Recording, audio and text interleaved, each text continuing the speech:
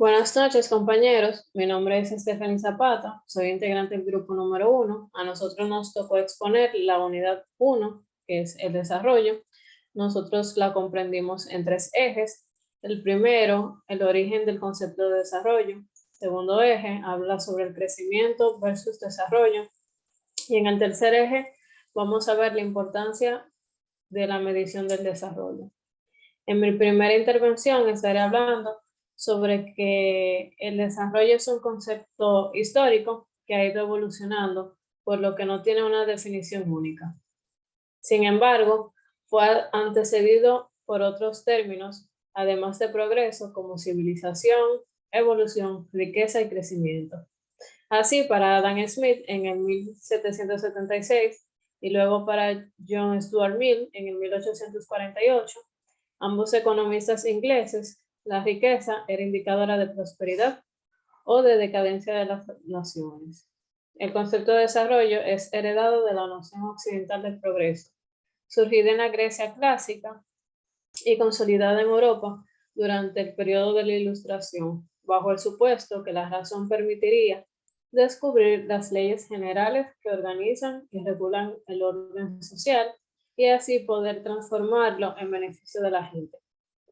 Teorías economicistas que relacionaban el desarrollo con la acumulación del capital físico creían que un aumento del Producto Interno Bruto per cápita reduciría la pobreza e incrementaría el bienestar de la población. Siguiente. A lo largo de la referida década de los 40, la expresión desarrollo ocasionalmente aparece en libros técnicos o documentos de la Organización de las Naciones Unidas, ONU. Recién adquiere una suerte de legitimidad universal en el 1949, cuando el mandatario norteamericano, Harry Truman, en el discurso de inauguración de su mandato, alude a vastas regiones del planeta como mundo subdesarrollado y plantea luchar contra esta situación en el marco del combate al comunismo. Al margen del conmovedor paternalismo trumaniano, a partir de aquel momento, desarrollo y subdesarrollo comenzaron a ser utilizados regularmente por los organismos internacionales como términos explicativos del acrecentamiento de las distancias y diferencias socioeconómicas entre los países ricos del norte y los países pobres del sur. Siguiente. En 1970, instituciones reconocidas como el Banco Mundial o la Organización Internacional del Trabajo reconocieron que el aumento de la producción no era suficiente por sí solo para reducir la pobreza u alcanzar el desarrollo. Gracias a autores como Amartya Sen o T.W. Schultz, el concepto de desarrollo pasó a entenderse como un proceso de ampliación de las capacidades de las personas, más que como un aumento simplemente económico. Se amplió la visión y se dejó de hablar únicamente del desarrollo ligado a la acumulación del capital físico para pasar a considerar al capital humano, dígase educación, investigación y desarrollo. Siguiente. El economista Kate Griffin, bajo esta nueva concepción, comprendió que el objetivo del desarrollo no tenía que ser incrementar el PIB de una región, sino procurar que la gente dispusiera de una mejor calidad de vida, tener acceso al conocimiento, entre más necesidades básicas cubiertas. Siguiente. El sociólogo Robert Nisbet, en su obra Historia del Progreso, Historia de la idea del progreso, en el 1991, escribe: las ideas de progreso sostienen que la humanidad ha avanzado en el pasado y que sigue y seguirá avanzando en el futuro. Al paso del inferior o lo superior es entendido como un hecho tan real y cierto como cualquier ley de la naturaleza. Nisbet estaba convencido que la idea de progreso había contribuido más que cualquier otra a lo largo de los 25 siglos de historia de Occidente, tanto a fomentar la creatividad de los más diversos campos, como alimentar la esperanza y la confianza de la humanidad, de los individuos, en la posibilidad de cambiar y mejorar el mundo. Siguiente. Durante la década de los 80, por la mala experiencia de la crisis en América Latina y en África, gran parte de la comunidad intelectual y académica consiguió convencer a instituciones internacionales de la importancia de la dimensión social y humana en los planes económicos.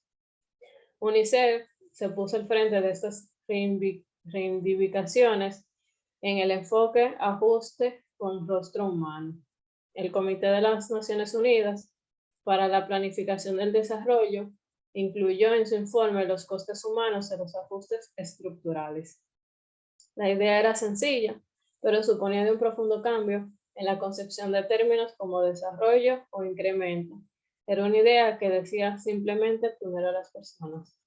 Ya para concluir, en el siguiente slide, el historiador J.B. Bury, en su libro Idea del Progreso, tiene una frase muy certera, que es que la idea del progreso es una síntesis del pasado y una profecía del futuro.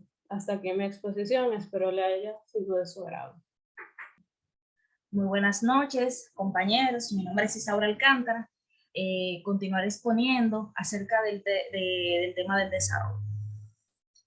Siguiendo la línea de mi compañera anterior, existen muchísimos autores que abarcan el término desarrollo, que con matices diferentes, claro, pero al final lo que se busca es determinar que ese desarrollo contribuya a satisfacer las necesidades de los individuos. A continuación explicaré o abordaré algunos de los autores y sus matices en cuanto al concepto del desarrollo. Por ejemplo, Lebret Amoró, de 1942, ella define el desarrollo como la serie de transiciones que surge en una población dada y que incluye a todos los grupos dentro de esa misma población. En cambio, Sutcliffe define el desarrollo como la satisfacción de las necesidades de todas las unidades, ya sean los individuos, el pueblo, la ciudad o los grupos sociales, que son identificados por factores tales como su origen étnico, su clase social, su género, su sexualidad o su edad. Por último, Tarapuez, él define el desarrollo como aquellos cambios inducidos en forma consciente e intencional a través de políticas que en forma deliberada son impulsadas por los diferentes agentes del desarrollo. Es decir, él dice que el desarrollo es un proceso colectivo y dinámico que no se realiza de forma aislada. Por favor, la próxima hoja.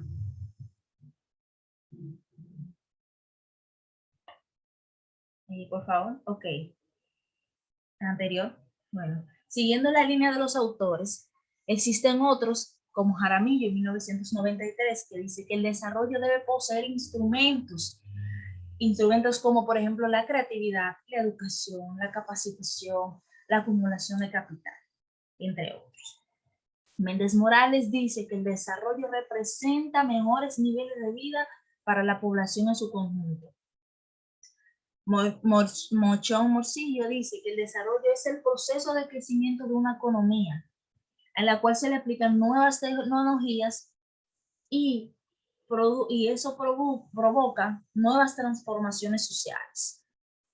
Por otro lado, Gaviria dice que la fuerza que induce el crecimiento económico ha sido y seguirá siendo la utilización de los instrumentos tecnológicos. Fíjense que Gaviria y Mochón utilizan el término instrumentos tecnológicos como parte esencial para el desarrollo de un país. Ahora bien, José Silvestre en su libro Con Fundamentos de Economía dice que el desarrollo es el nivel socioeconómico alcanzado por algunos países.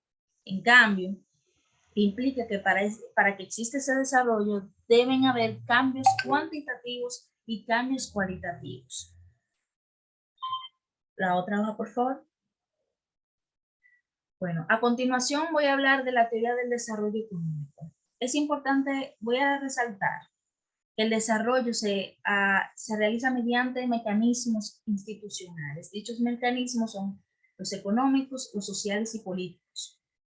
Esos mismos mecanismos, sean públicos o privados, que promuevan las mejoras de los niveles de vida de los individuos mediante el logro de objetivos de crecimiento económico. Dichos objetivos pueden ser la equidad, la democracia, la estabilidad. Por tanto, las teorías de desarrollo lo que buscan es asegurar que los beneficios del cambio de la política alcancen a todas las comunidades pobres y que esos costos no descansen solamente en aquellos que no pueden aportar. La próxima, por favor. Bueno, a continuación, le voy a hacer una clasificación de las teorías de económica.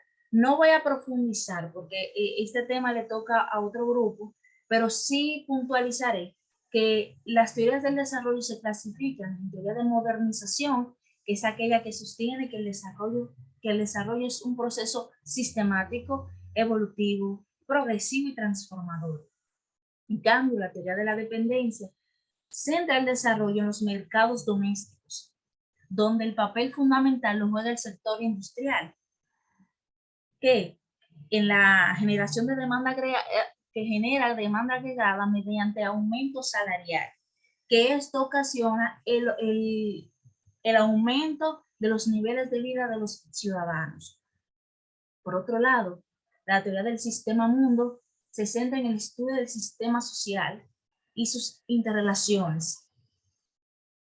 La teoría neoinstitucional estudia los rasgos de las estructuras institucionales económicas que posibilitan el desarrollo de los pueblos.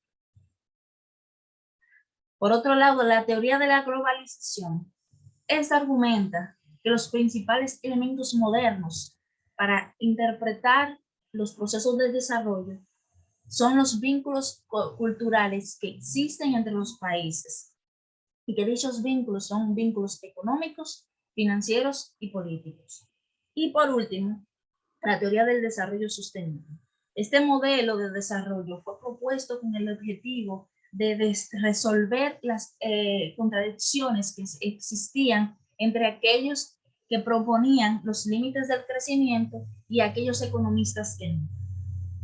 Y este concepto atiende a las necesidades del presente sin comprometer las necesidades futuras.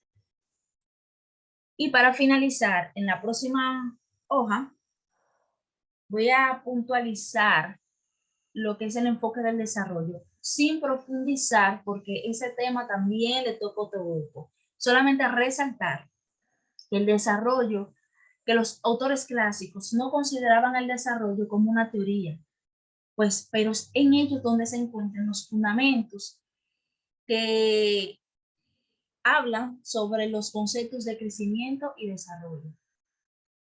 Y que es imposible hablar de estos conceptos sin referirse a las instituciones, como son las instituciones de mercado, el Estado y la sociedad, que surgen históricamente en respuesta a tres grandes problemas. El primero, que fue la satisfacción de las necesidades básicas, el desarrollo de las capacidades y por último la garantía de los derechos. Para finalizar, es importante mencionar que los enfoques económicos lo que son es un reflejo de los avances que han dado los términos crecimiento y desarrollo, y que a través de los años surgen nuevas formas de percibir el desarrollo, ya que las mismas necesidades del ser humano han ido cambiando a través de los años. Eso es todo por mi parte. Le dejo con mi próximo compañero, que seguirá profundizando en el tema del desarrollo, con el objetivo que todos podamos comprender y saber los orígenes o la introducción acerca del término de desarrollo. Muchas gracias. Buenas noches, profesor. Buenas noches, estimados colegas. En esta noche le voy a estar explicando sobre el origen y el concepto de subdesarrollo y el origen y concepto de desarrollo sostenible. Mi nombre es Sandy Trinidad y espero que este tema sea bastante de su agrado y de conocimiento para ustedes. Entendemos por subdesarrollo es aquella situación donde no se cuenta con cierta cantidad de riquezas, servicios o capacidades productivas, como todo un problema que se considera provoca innumerables repercusiones negativas en forma de carencias sanitarias, alimenticias o de seguridad ciudadana, entre muchas otras. La idea del término subdesarrollo tiene su origen en los economistas alemanes del siglo XIX y principios XX, quienes discutían la idea de Adam Smith, según cual todas las regiones, profesiones y poblaciones pueden progresar económicamente a un ritmo parecido. Siguiente diapositiva, por favor.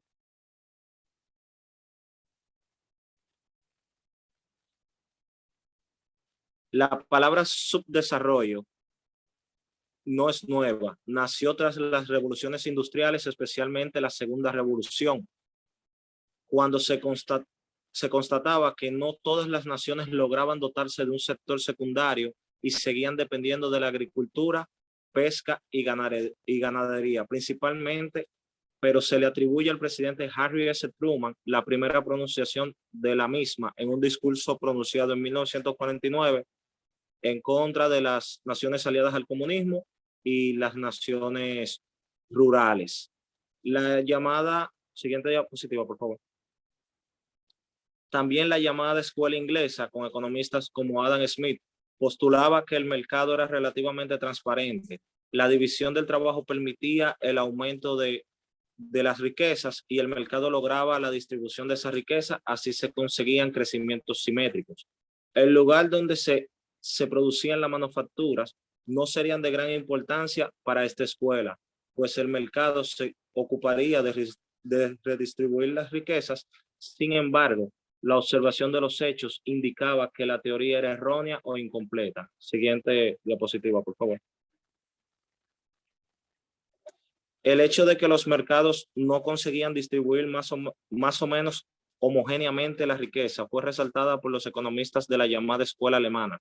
Economistas como Friedrich List, Karl Marx o Joseph Schumpeter indicaron que el lugar de producción de la manufactura es de gran importancia para el desarrollo, lo mismo que la división del trabajo puede incrementar la producción, pero no por ello la redistribución de lo conseguido con dicho trabajo. Siguiente diapositiva, por favor. De esta forma, la escuela alemana, al contrario que los postulados de la escuela inglesa, crean modelos asimétricos donde determinados grupos sociales, regiones y posteriormente países se desarrollan y otras no lo hacen, al menos no a la misma velocidad. Es la escuela alemana a la que comienza a acuñar el término desarrollo y subdesarrollo. Siguiente diapositiva, por favor. Aquí entramos en el tema, el origen y concepto del desarrollo sostenible. El desarrollo sustentable es sinónimo de sostenible y es un término acuñado por el informe de la ONU y redactado en el informe Brundtland de 1987 por la doctora Gro Harlem Brundtland y que se llamó originalmente Nuestro Foro Común. Siguiente diapositiva. La frase que se resume desarrollo sostenible en el informe es la siguiente: satisfacer las necesidades de las generaciones presentes sin comprometer las posibilidades de las del futuro para atender sus propias necesidades. Los tres pilares que se relacionan en el desarrollo sustentable son la economía, el medio ambiente y la sociedad. La finalidad de su relación es que existe un desarrollo económico y social respetuoso con el medio ambiente. Siguiente diapositiva. La idea del desarrollo sostenible surgió de la necesidad de introducir cambios en el sistema económico existente, basado en la máxima producción, el consumo, la explotación ilimitada de recursos y el beneficio como único criterio de la buena marcha económica. Desde los años 60, distintos foros internacionales se han ocupado de estudiar estos temas, planteando los problemas ecológicos derivados del medio de desarrollo económico en el que estamos inmersos, con la intención de integrar las necesidades del medio ambiente con dicho modelo de crecimiento. El modelo de desarrollo sostenible que se pretende implantarse hace referencia a la utilización de forma racional de los recursos naturales de un lugar. Un ciudadano que no sea esquilmado para que las generaciones futuras puedan también hacer uso de ello, dando tiempo a que nuestros recursos se regeneren y a que absorban los impactos que podamos generar a los mismos. Así también para completar un modelo de sostenibilidad en todos los sentidos. También se tiende a priorizar políticas sociales y económicas sostenibles en las zonas más deprimidas, normalmente en zonas rurales, que otorguen a estas zonas un equilibrio natural y un bienestar económico que permita a sus habitantes desarrollar una forma de vida sostenible acorde a sus propias necesidades. Con esto finalizo mi intervención de mis temas. Le paso a mi siguiente compañero, Rudiel, para que explique la diferencia entre desarrollo y crecimiento. Que tengan feliz resto de la noche. Buenas noches a todos. Mi nombre es Rubiel Rodríguez y hoy les estaré hablando sobre crecimiento y desarrollo. Eje 2. Crecimiento versus desarrollo. ¿Qué es el crecimiento económico? El crecimiento económico es el ritmo al que se incrementa la producción de bienes y servicios de una economía y por tanto su renta durante un periodo de tiempo. Generalmente el periodo de tiempo es un año y el indicador más utilizado para medir el crecimiento es el Producto Interior Bruto. Cabe destacar también cuáles son las razones del crecimiento económico. A grandes rasgos destacan el progreso técnico o tecnológico, la inversión y la acumulación de capital, tanto capital físico como humano. También es muy importante el marco institucional para mantener un ordenamiento jurídico y que los agentes económicos puedan trabajar de una manera eficiente y puedan contribuir a un crecimiento económico. Ahora que sabemos qué es crecimiento económico, vamos a hablar sobre la diferencia entre crecimiento y desarrollo económico, que a lo largo del tiempo se ha confundido estos dos conceptos, pero que aunque guardan una estrecha relación entre ellas, son muy diferentes.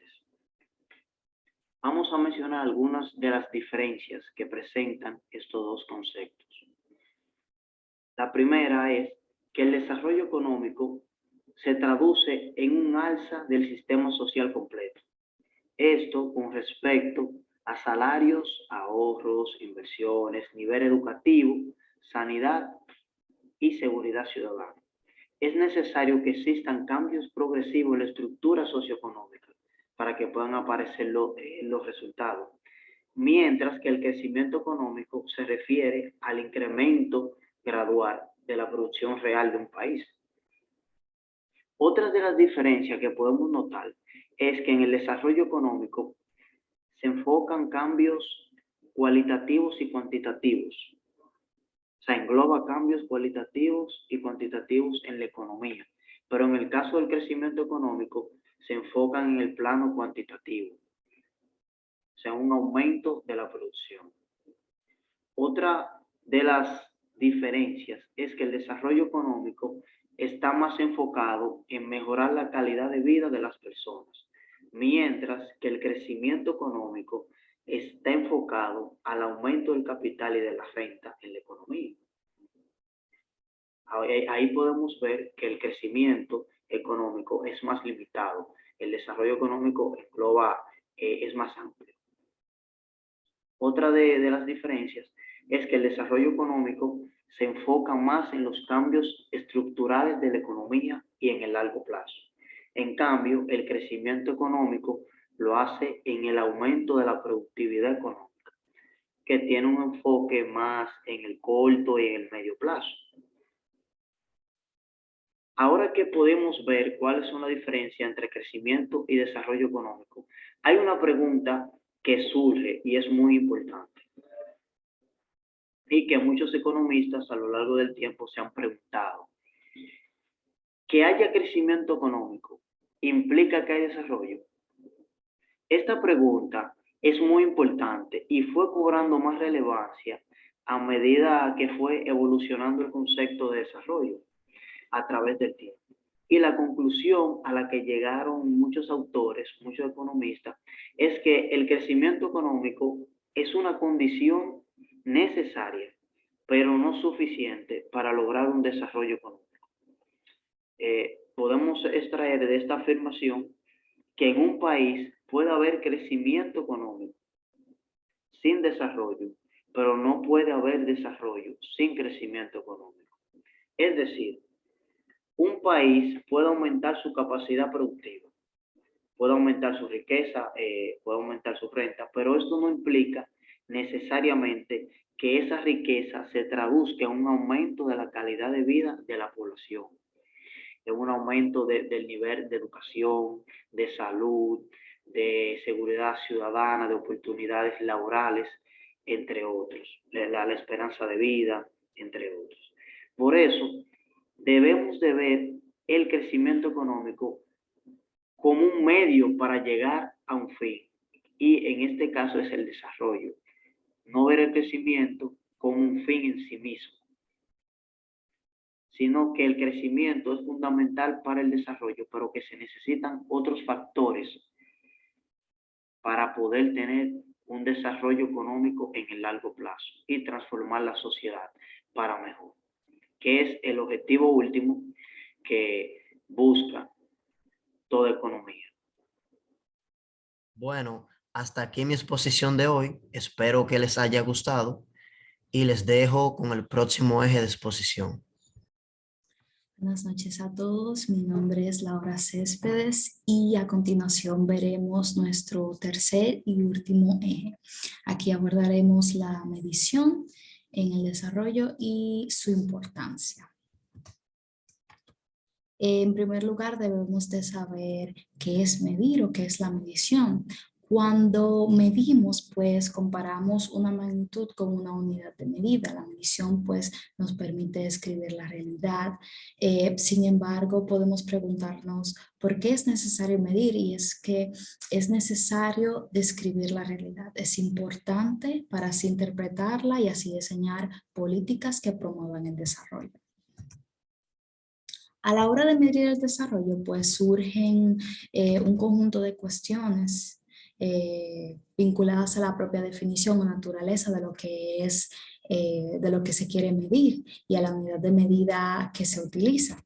En todos los casos, las mediciones no se realizan arbitrariamente, sino que se encuentran enmarcadas en un conjunto de conceptos y son guiadas por determinadas reglas empíricas. Como mencionaba anteriormente, la medición nos permite describir la realidad. Sin embargo, la descripción no se realiza independientemente de la teoría o de los conceptos que guían la definición de desarrollo. La teoría proporciona a la descripción un marco que sirve de base a una forma particular de descripción de la realidad. Así, las diferentes concepciones teóricas del desarrollo generarán diferentes indicadores de la realidad. La descripción y la medición son muy importantes para la realización de políticas de desarrollo. Gracias a esto podemos implementar el diseño de políticas que promuevan el desarrollo. Más aún, podemos evaluar la efectividad de una política y de su éxito, y todo esto puede depender de la capacidad de encontrar un conjunto de indicadores que permitan monitorear que se vaya cumpliendo el conjunto de metas que fueron planteadas para ese diseño, ¿verdad? Un ejemplo de esta situación, pues, son los objetivos de desarrollo del milenio, que sintetizan los objetivos de desarrollo convenidos por la comunidad internacional y que son llevados por el Programa de las Naciones Unidas para el Desarrollo. Estos objetivos se concretaron en el compromiso de los países de las Naciones Unidas de hacer que algunos indicadores asociados al desarrollo alcancen un nivel mínimo indispensable. Entonces, aquí podemos ver que una manera directa de cómo los indicadores están guiando y monitoreando los esfuerzos de los países que tienen el marco de esta política. Bien, diferencias entre indicador e índice, ¿verdad? Pues ya sabemos, un indicador, representaciones simplificadas de una realidad que es multidimensional o multicausal. Por tanto, la definición de un indicador siempre existe el riesgo de simplificar la realidad. Eso es lo que queremos, ¿verdad? Entonces, Rodríguez Jaume define también como índice una medida obtenida por la agrupación adecuada de varios indicadores, por lo que representa una o varias dimensiones del concepto operacionalizado. Básicamente, varios indicadores formarían un solo índice. Esto implicaría tomar decisiones respecto a su agrupación, es decir, cómo se van a sumar los indicadores. Hay distintas técnicas como la agregación simple, una ponderación arbitraria y ponderaciones derivadas de otros métodos estadísticos. La agregación de indicadores también implica ciertas reglas, como por ejemplo la de no sumar indicadores cuando uno sea la causa de otro, ni cuando un indicador esté contenido en el otro. Asimismo, tampoco deben de sumarse dos indicadores con diferentes unidades de medición. Todos los indicadores tienen fortalezas y debilidades. En general, cuando más específico es un indicador o más limitado su objeto de estudio, mejor es para medir lo que se propone y mayores son sus fortalezas. Sin embargo, a veces el concepto que se quiere medir es un concepto amplio y por lo tanto es necesario extender el objeto de estudio del indicador, o más aún puede utilizarse incorrectamente un indicador para evaluar un aspecto cuando en realidad el indicador está diseñado para medir otras cosas. Esto no es diciendo que no se deben de utilizar o que existen indicadores buenos o malos. La clave está en que el análisis, a la hora de analizarlos hay que tener presente estas fortalezas y debilidades para analizar los resultados. Bien, hay algunos indicadores utilizados en torno a los problemas del desarrollo. Por ejemplo, uno el cual conocemos todos es el Producto Interno Bruto per cápita. Este pues se calcula a partir de dividir el total del PIB entre el total de la población. O sea, el Producto Interno Bruto mide el valor agregado en bienes y servicios producidos de un país en un año dado. También tenemos indicadores de pobreza. La medición de la pobreza, es decir, su cuantificación puede establecerse de distintas medidas. Las más frecuentes para calcular la pobreza serían el método del ingreso, el cual este es considerado un método indirecto de medición debido a que parte de los ingresos de un hogar o una persona para inferir en sus condiciones de vida. También está el método por necesidades básicas insatisfechas. Esta metodología representa una medida directa de la pobreza, en tanto analiza directamente las carencias de una determinada población. Y también está el método integrado de medición de la pobreza, cual los investigadores pues combinan los dos métodos anteriormente mencionados, o sea, el cruce de datos entre ambos métodos, entonces se denominaría el método integrado, y este pues permite profundizar un escalón más en la calidad de vida de las personas. También tenemos los indicadores de desigualdad. Una de las limitaciones que se planteó que tiene el PIB per cápita cuando se pretende utilizarlo como medida de desarrollo es que la distribución del ingreso entre las personas no es igualitaria, pero la distribución puede ser más o menos igualitaria, no solo en cuanto a ingresos se refiere, sino también para otros resultados o recursos, como el desempeño en pruebas de educación, la posesión de tierra o de años de educación que tienen las personas. Entonces aquí pues se ve la curva de Lorenz, que se construye pues ordenando la población de una forma creciente según su nivel de ingresos, de pobres a ricos. Entonces aquí se implementa o se ve lo que es el índice de Gini, el cual pues es una medida de desigualdad que utiliza justamente el tamaño del área de la curva de Lorenz como forma de ver la desigualdad. También tenemos indicadores sintéticos de desarrollo. Aquí pues podemos ver el índice de desarrollo humano, el cual pues parte de la preocupación de encontrar una medida de desarrollo que recoja una visión más amplia del concepto de bienestar. O sea, que no vaya recogida solamente por el PIB per cápita. per cápita. Dentro del informe de desarrollo humano, pues se han creado una serie de índices complementarios. Entre algunos de ellos serían el índice de pobreza multidimensional, el cual este sustituye a partir del 2010 el antiguo índice de pobreza humana. También está el índice de desigualdad de género, que se refiere a las disparidades de género en 3 aspectos claves: salud reproductiva, empoderamiento y participación en el mercado laboral. Y también está el índice de desarrollo humano ajustado por desigualdad.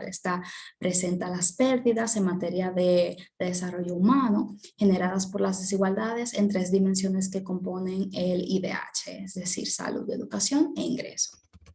También tenemos los índices de oportunidades humanas.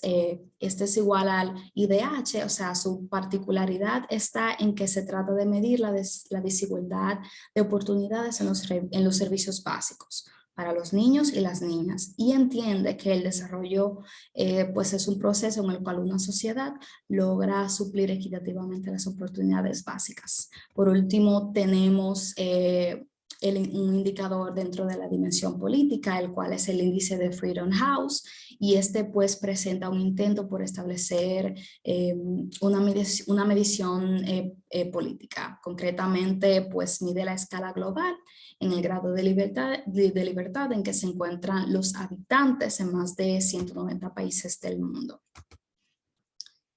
Bien. Como ya hemos mencionado, pues la medición es muy importante para la realización de políticas de desarrollo. Gracias a esto podemos implementar el diseño de las políticas que promuevan el desarrollo. En las últimas décadas se han desarrollado pues una serie de indicadores para intentar medir el desarrollo de forma más integral y así abarcar otras dimensiones además de la economía. A la hora de seleccionar indicadores hay que tener en cuenta la variedad de estos y que se pueden aproximarse a un conjunto de cuestiones más amplias. A veces, mientras más haya variedad, hace que sea mucho más compleja la tarea de interpretarlos y en consecuencia puede perderse la efectividad en que se pretende o se intenta mostrar. También por otro lado, también pueden surgir dificultades si se intenta resumir la información de estos indicadores en otros indicadores, incluso hasta problemas de informaciones contradictorias. Entonces es fundamental, como había mencionado anteriormente, tener presente que todos los indicadores tienen sus fortalezas y tienen sus debilidades y que lo importante está en analizar los resultados a partir del conocimiento de ellas. Debemos de tener presente también que los indicadores de desarrollo pues pueden analizarse en diferentes escalas, continentes, países, regiones o grupos de personas. Algunos indicadores nos permiten comparar, por ejemplo, qué país es más desarrollado que otro o qué país tiene una mejor calidad ambiental o una mayor innovación tecnológica. También otros indicadores nos permiten comparar la situación de vida de algunas personas que viven en un barrio o que viven en una ciudad, para saber si todas las regiones de los países tienen el mismo desarrollo, etc.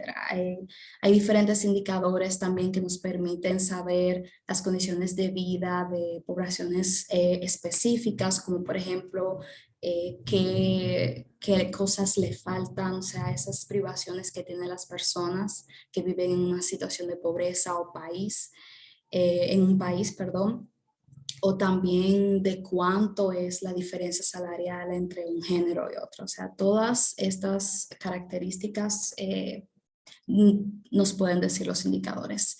Al final, en conclusión, podemos encontrar una gran cantidad de indicadores y no se pueden dejar de lado, o sea, son fundamentales a la hora de medir el desarrollo.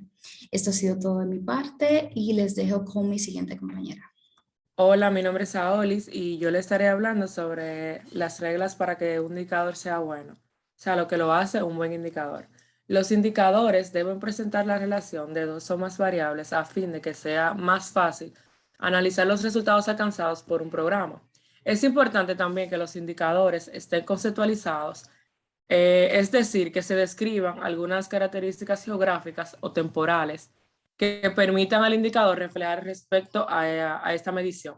Es importante que los indicadores planteados tengan relación directa con el nivel de que se encuentra el objetivo. Para un indicador ser bueno, Laura, lo puede pasar, por favor. Tiene que ser válido la medición exacta de un comportamiento, práctica, tarea, que es el producto o resultado esperado de la intervención. Confiable, consistentemente medible a lo largo del tiempo, de la misma forma por diferentes observadores. Preciso, definido en términos operacionalmente claros, medibles, cuantificables usando las herramientas y métodos disponibles, oportuno, aporta una medida a intervalos relevantes y apropiados en términos de las metas y actividades del programa. Importante, programáticamente vinculado al programa o a la consecuencia de los objetivos del programa. Puede cambiar. La importancia de la medición en el desarrollo. Esta actividad nos remonta hasta la antigüedad, cuando los pueblos tuvieron la necesidad de medir, y fue a partir de esa necesidad que el hombre fue desarrollando a través del tiempo diversos sistemas de medición. Por ejemplo, medir era fundamental a la hora de intercambiar productos, como cómo saber si cierta cantidad de harina a cambio de cierta cantidad de aceite era un trueque justo, o cuánta tela correspondía a cierta cantidad de madera. Frente a esta necesidad, el hombre empezó a calcular distintas distancias, tiempos, tamaños y capacidades, entre otras cosas. En fin, medir es comparar. Puede cambiar ahora, por favor. O bueno, no, déjala ahí. Entonces, medir es seguridad. Al transcurrir el tiempo, las mediciones suministran una valiosa información, permitiendo desarrollar proyectos más acertados, mejorar costos y satisfacer las necesidades del ser humano. Medir es eficiencia. Las mediciones acertadas y en el momento oportuno evitan costos innecesarios y conducen hacia direcciones más correctas en el desarrollo de las tareas y facilitando la toma de decisiones tanto en el proyecto como durante los procesos involucrados. Y por último, medir es desarrollo. No es muy desertado pensar que el desarrollo de la humanidad está en cierta forma relacionado con los avances de la materia de mediciones. Ahora sí puede cambiar. El rol de las estadísticas para entender el desarrollo.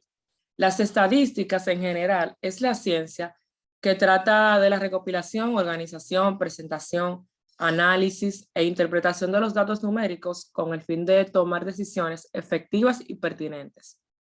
Como ya sabemos, la estadística se divide en dos, la descriptiva y la inferencial. La descriptiva se define como los métodos que implican recopilación, caracterización y presentación de un conjunto de datos con el fin de describir varias de sus características.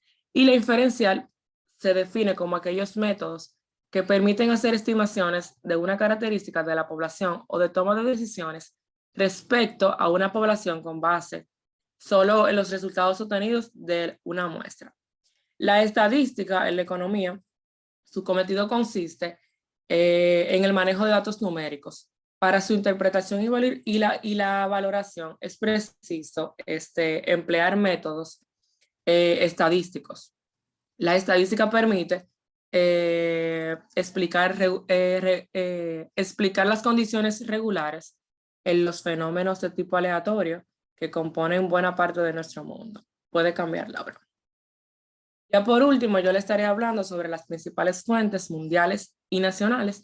Y en las nacionales se encuentran la del Banco Central, Congreso Nacional, Instituto Azucarero Dominicano, Oficina Nacional de Estadística de la República Dominicana, Secretaría de Estado de las Relaciones Exteriores, Secretaría de Estado de Trabajo, Secretaría de Estado de Turismo, entre otras. Y en las mundiales se encuentra el Instituto Nacional de las Estadísticas en Latinoamérica, en América Latina, The World Bank, Fondo Monetario Internacional, UNESCO, la Organización Mundial de Comercio, la Organización Mundial de la Salud, entre otros. Puede cambiarla ahora.